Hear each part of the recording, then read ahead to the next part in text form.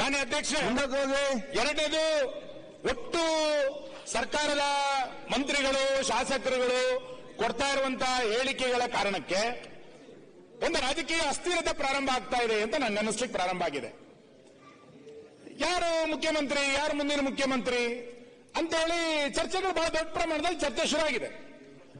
ಇದರ ಕಾರಣಕ್ಕೆ ಆಡಳಿತ ಯಂತ್ರ ಕುಸಿದು ಬಿದ್ದಿದೆ ಅಂತ ನನ್ನ ಊಹೆ. ಆ ಕಾರಣಕ್ಕೆ ಗ್ಯಾರಂಟಿ ಯೋಜನೆಗಳು ತಲುಪಲಿಲ್ಲ, ಆ ಕಾರಣಕ್ಕೆ ಕಾಂಟ್ರಾಕ್ಟ್ದಾರಗಳು ಬಿಲ್ ಆಗಲಿಲ್ಲ, ಅಧಿಕಾರಿಗಳು ಕೇಳ್ತಾ ಇಲ್ಲ, ಹಿಂಗೆಲ್ಲ ಒಂದು ಅನಿಸ್ತದ ಪ್ರಾರಂಭ ಆಗಿದೆ.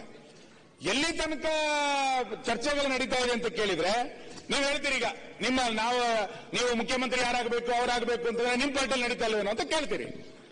ನಮ್ಮ ಪಾರ್ಟಿನಲ್ಲಿ ಯಾರು ರಾಜ್ಯಾಧ್ಯಕ್ಷ ಆಗಬೇಕು ಅನ್ನೋದು ನಮ್ಮ ಪಾರ್ಟಿ ವಿಷಯ, ಅದೊಂದು ಸಾರ್ವಜನಿಕ ವಿಷಯ, ರಾಜ್ಯದ ಜನರ ವಿಷಯ ಅಲ್ಲ.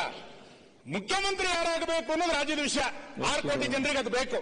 ರಾಜ್ಯಾಧ್ಯಕ್ಷ ಯಾರಾಗಬೇಕು ಅನ್ನೋದು ನಮ್ಮ ಕಾರ್ಯಕರ್ತರಿಗೆ ಸಂಬಂಧಪಟ್ಟಿದ್ದು. ನಿಮ್ ಕೆಪಿಸಿಸಿ ಅಧ್ಯಕ್ಷ ಯಾರಾಗಬೇಕು ಅನ್ನೋದ್ರ ಬಗ್ಗೆ ನಾನು ಚರ್ಚೆನೆ ಮಾಡಲ್ಲ, ನೀವು ಯಾರು ಬೇಕಾದ್ರೂ ಮಾಡ್ಕೊಳ್ಳಿ. ಆದ್ರೆ ಮುಖ್ಯಮಂತ್ರಿ ಯಾರಾಗಬೇಕು, ಮುಂದಿನ ಬಜೆಟ್ ನಂತರ ಯಾರು ಮುಖ್ಯಮಂತ್ರಿ? ಪರಮೇಶ್ವರ್ ಒಂದೊಂದ್ಸರಿ ಹೇಳ್ತಾರೆ ನಾನು ಡೆಲ್ಲಿಗೆ ಹೋದ ನಂತರ ನಾನು ಆಗ್ತೀನಿ ಅಂತ, ಅವರೆಲ್ಲ ಒಂದ್ ಕಡೆ ಕುತೂಹಲ ಇದೆ.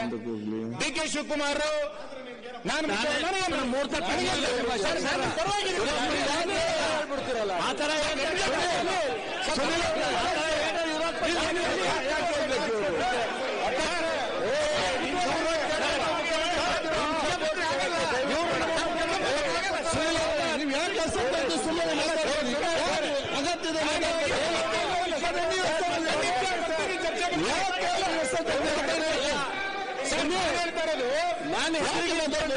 ಸುಳ್ಳು ಹೇಳ್ತಿಲ್ಲ ಸರ್. ನೀವು ಮುಖ್ಯಮಂತ್ರಿ ಆದ್ರೆ ನಾನು ಖುಷಿ ಪಡ್ತೀನಿ.